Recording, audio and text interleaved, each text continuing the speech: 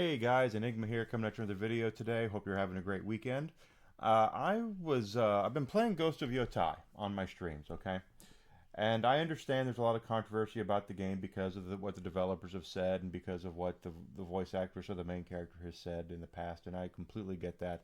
I'm not here to take a political stance on that whatsoever. I got the game because I really enjoyed Ghost of Tsushima. It's my favorite game from the PlayStation 4. So I was looking forward to this. I really was. And does it bother me that we have a female lead? No. In case anyone is completely unaware, I'm playing Vex on Borderlands 4 as my main character. When I played Borderlands 3, my main character was Amara. So I don't mind playing as female characters. What I do have a problem with is the 2025 Hollywood girl boss trope that's been going on right now, and I'm kind of hoping we're starting to see that come to an end, but not fast enough. I know Tron Ares came out this weekend, and there's a lot of people who are like, "Oh, it's completely girl bossy. It's not Tron. It's you know subversive and all that good stuff." So and I completely understand that. Ghost, on the other hand, uh, for the most part, dodges a lot of that stuff. Now, let's just get this out. This is not a review video, but let's just go ahead and get this out of the way. This game is flippin' gorgeous, okay? If you like the weather effects, if you like the colors, the way that the colors were set in Ghost of Tsushima, you like the romance samurai kind of thing that the Japanese have an affection for their history, as well they should. Then you're gonna love the way this game looks. Okay, it's flippin' gorgeous. For the most part, they kind of don't step into the whole "we have a woman warrior" kind of thing. Now, in feudal Japan, there weren't a lot of uh, female warriors. Okay, if a lady was carrying around a katana blade, one of the a guy probably would come over and try to help her with it because he would think it was too heavy for her, something to that effect. Okay, that's it's. I always find it funny that when you go back and you look at history on things and you go, uh, these medieval knights and samurai were on two different sides of the world, and Japan in particular was undisturbed for hundreds of years. Interesting how they both have chivalry and things like that. They come to the same conclusions on the way things are. But that all being said, that's a philosophical historical thing, and that's not what this video is about. This video is about girl boss.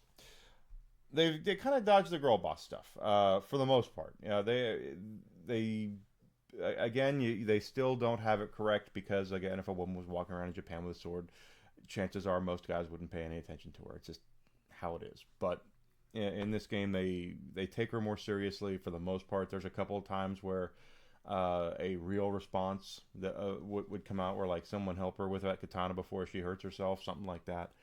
Um, that all being said, I did run across a part in the game that it bothers me. It bothers me, and it's because it's 2025 girl boss in a nutshell, just right there, right. And it comes down to the fact it's early on in the game. There's a minor spoiler here, but it's so early, I don't think it really matters. You're after the Yotei 6. That's why it's called Ghost of Yotei. And then the Yotei 6 is 6 people you have to use. And they murdered your family, your mother and your father and your brother. And Atsu, the girl, she gets away and escapes to the mainland, learns Bushido, and becomes a warrior, comes back to the island, and is going to avenge her family's death. It's a very simple vengeful kind of thing. It's a John Wick story, basically. It's revenge, and that's what it. I get that. I completely understand the nature of that. I've said many times that negative feelings have a bigger impact on us than positive a lot of the time, and I think that's because as human beings we experience a lot more positivity in life than we do negativity. So negativity tends to stick with us longer, just simply because it's fewer and far between. You know what I mean? You don't. We're generally happy, content people, and then if you're miserable and you're angry all the time, it would be the exact opposite. Where if you were happy, something good happened to you, you'd probably remember that. But anyway, so completely simple, vengeful, revenge story. Been done a million times. No problem with it whatsoever. I completely empathize. It's 100%, 100%, 100%. Right? Well, when you get to the first real story part of the game, when you start the game, you actually the intro is you killing one of the Yotei Six is like an intro to fighting and all that. And if you've played Ghost of Tsushima, you've played Ghost of Yotei. They play almost identical.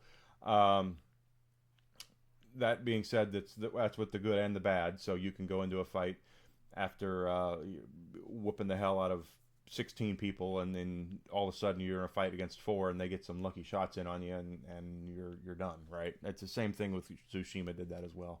Um, Still, I don't mind it. I don't. It's you get good, right? Um, the first area you go to when you're fighting the enemy, the Oni, which is the first story deviation you're supposed to go on. He's one of the Yotei Six. You find out, and again, this is a minor spoiler, but again, it's so early that I don't think it really matters. You find out your brother's not dead, that he actually escaped, and he was raised by a samurai, and he has become a samurai himself. In fact, the mainland, Japan, has sent samurai into the island to liberate it from the Yotei Six.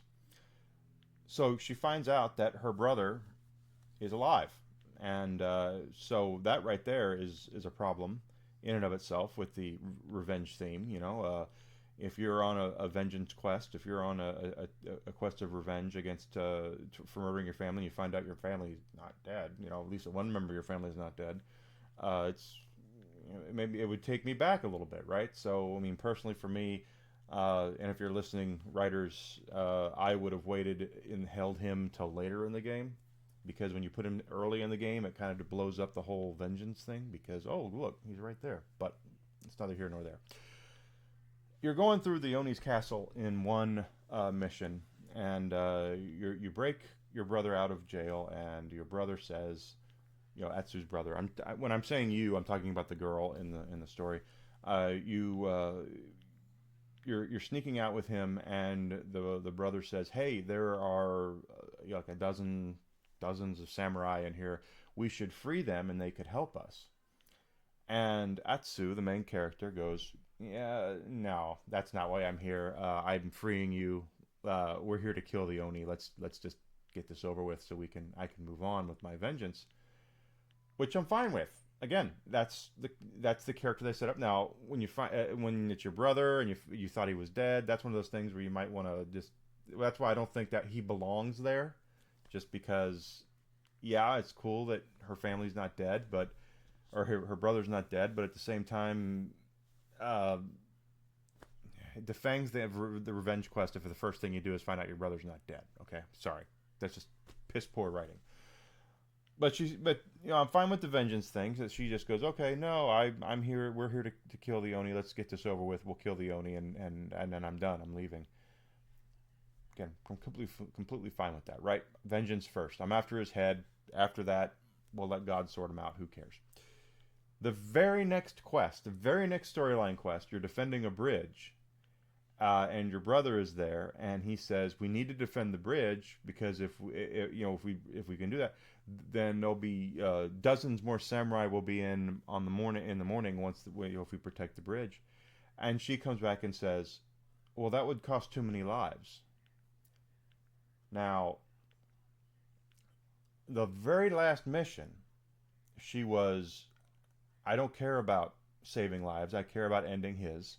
And now I care about the lives being saved instead of, yeah, it would be really cool if we had an army of samurai in here to take this sumbitch down. Which is what, if you're vengeful, that's what you would want, right? Is you'd want there to be more of a presence of the shogun there, so you could have your revenge, get closer to your revenge. If he's fighting off an army of samurai, it's going to be much easier for you to slip in and kill him, right? That here I am. But it's because and there was no evolution in the character. That's the whole other thing, is that at the end of that mission where she says, "No, I'm here to kill the Oni. Let's get this over with."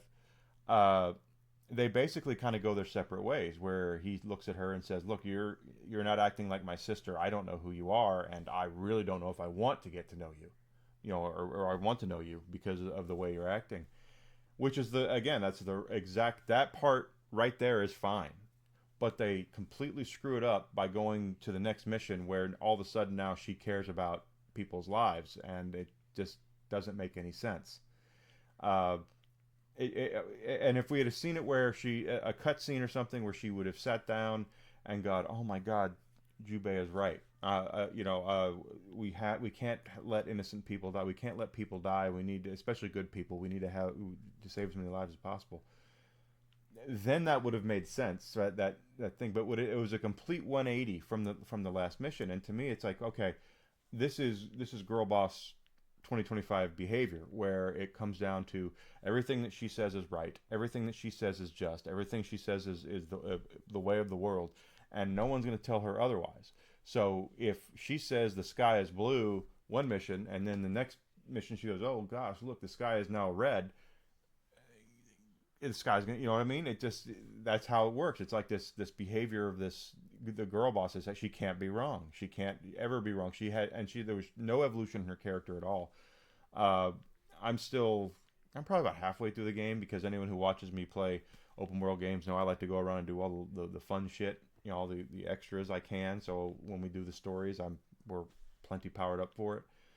Um, in this game, it's I'm probably about halfway. I've not. I'm still only have done two of the Yotei six. There's still four out there, but overall, it really bugged me when I saw that, and I ranted about it on my stream a little. Like, this makes no sense. How can you be touting the line one way only to turn around and tout it the exact opposite way the very next thing and act like there's nothing wrong? You can't be John Wick in one scene and Florence Nightingale in the other. Without any evolution of character. That's the whole thing, is that she needs to go through some sort of evolution of character for that to happen.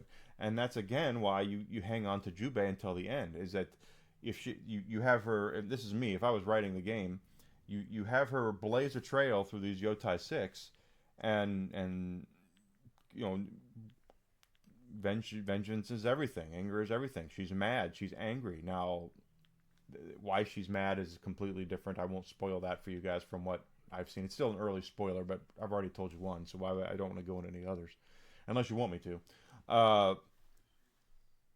But overall, there's just no evolution of the character, and the game plays it like, well, she's the main character, so she's right. And no, it's just not that way. The writing is not that good.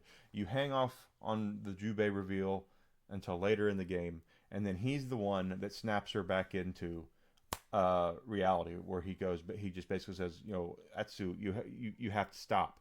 I want to free the island too. I want to free the people as well. And you are the hero these people really need you to be. But you have to let go of the anger and the vengeance, because if you don't, you're going to end up just like the guy you're trying to kill. So that's how I would handle writing. And I'm a business major, not a writer, but I have written a little bit in my day. Um,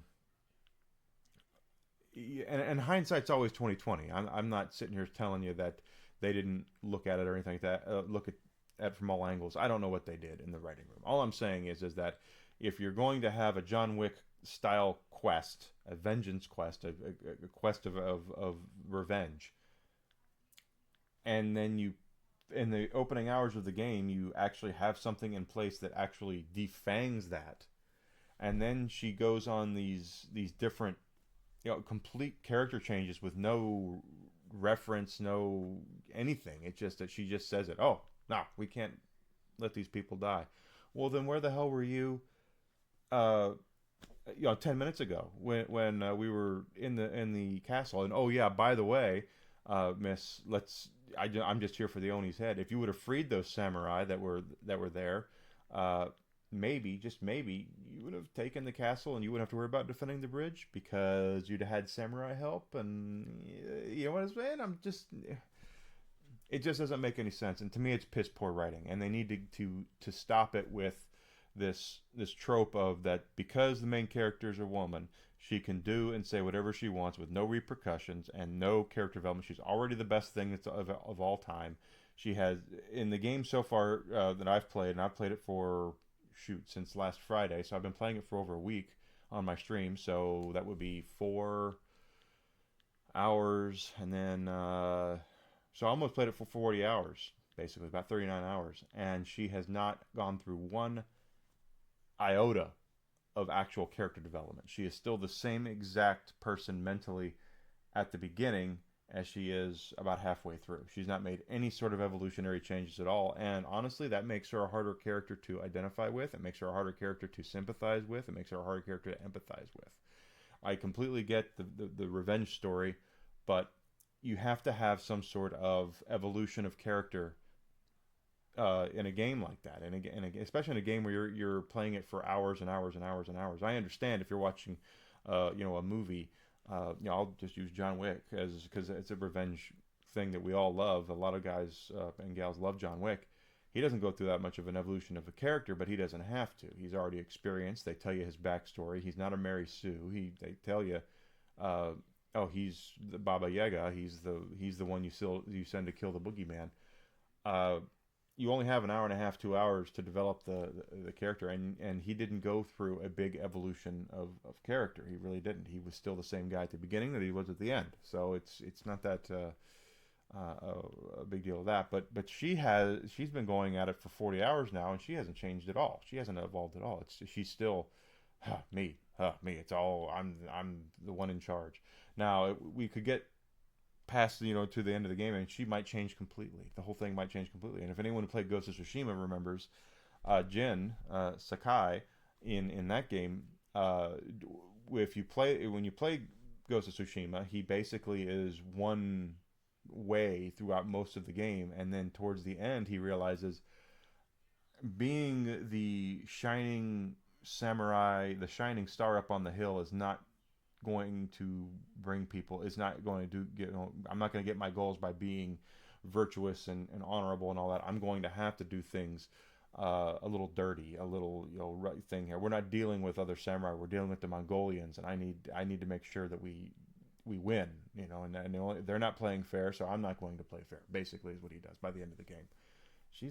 She could do that, but right now she's not. But when I saw that thing where she did that complete 180 with no development, I was taken back by how bad it really was, how bad of writing that was, because all it would have taken was that cutscene at the end of that mission, the first mission, when Jin says, I don't know, or not Jin,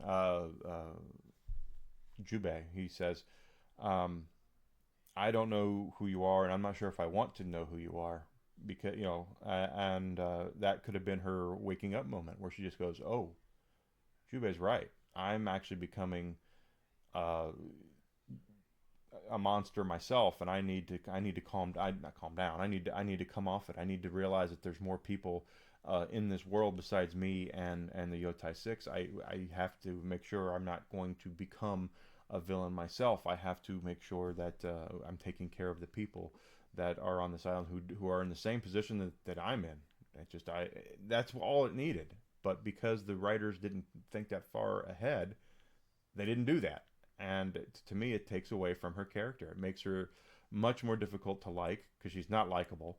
It makes her much more difficult to empathize or sympathize with, just simply because she's not acting like the way a normal human being would act. So that's what I want to talk about today. Again, if you're boycotting the game, I understand.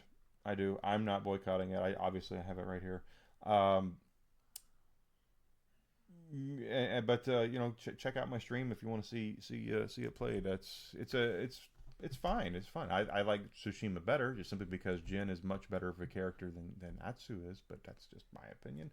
I'm sure there's people out there who feel the exact opposite. But for me, it's Jin actually did an evolution of a character arc. He was an honorable samurai. He wanted to fight fairly. He wanted to be the good guy. He wanted to be the cowboy who walks into town in the white hat to take down the bad guys. A lot of westerns, romanticizing of westerns is very much the same way that we have here in North America. It's very much the same way they do in Japan with samurai. And they love their samurai. They love their history, and well, they should, quite frankly. But Jin so far was a much more likable character because when he understood, I have to evolve, I have to change because they're not going to change, and what we didn't work. So if I'm going to free this island for my people, for the folks of Tsushima, I need to change. I have to be the one to evolve. She's not done that, and she's not even come close to even admitting she needs to. But we'll see what happens. As like I said, I'm probably about halfway through the game, so we'll see how that turns out. So that's what we'll talk about today. This next week, I will be streaming normally, Monday through Friday, 9 to noon, then 1 to 5 Central Standard Time, Chicago time. The only changes is I think I'm going to start bracketing games a little differently. For those who have been coming to my channels, thank you so much. You guys have no idea what you mean to me, and thank you for giving me your time and your words that really help me out, especially the ones that are encouraging and positive and all that. I really love you guys. Truth is, though, is that I've been shooting through games where I would start a game and just completely stream that game and then move on to game 2 and then game 3 and not have any interruptions in there. I want to try something a little different to help me try to grow, and that will be changing games on Tuesdays and Thursdays. So I think this week I'm going to do Monday, Wednesday, Friday, Ghost of Yotei, and then Tuesday and Thursday I think I'm going to go back to like Borderlands 4 for a bit until something else comes out that we're going to be able to play and enjoy that. I think I want to do that to just see if it helps me grow any, okay? Because I'm really trying to grow, and I am. It seems like I take one step forward and take 2 steps back, and it's kind of like, I've never been over 285 YouTube subs. I'm at 282 right now, so hopefully that'll change. But anyway, I think I'm going to try that this week. So check out my Twitter account. I'm on Twitter, Twitch, and Rumble. You can follow me on all 3 of those at Evil Enigma. I would also love it if you'd subscribe on YouTube. If you're on Rumble and YouTube, smashing that like button, sharing, commenting on my stuff really helps me as well. I would really appreciate that. I'll see everybody coming up here this next week. Hope you all have a great rest of your weekend, and take care. Thank you so much.